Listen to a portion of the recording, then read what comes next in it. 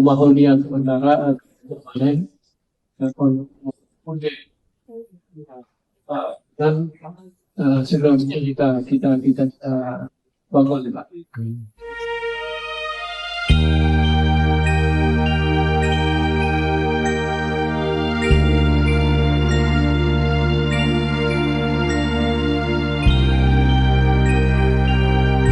Beberapa kabupaten melihat jembatan yang punah. Ada sebagian setiap laluan masyarakat itu dikenakan gayam. Kayu lalu 10.000. Dan sebentar lagi kita menjelang Ramadan. Jadi Aceh kalau tidak megang lagi rasanya Ramadan gas. Hari-hari biasa sampai 200.000.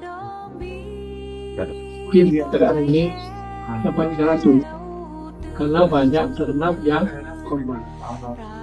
Tapi beberapa penagi dan Pak supaya mohon dan dagingnya atau sapi itu kita bakal jual kita kasih pada masyarakat yang dapat supaya dapat menikmati daging.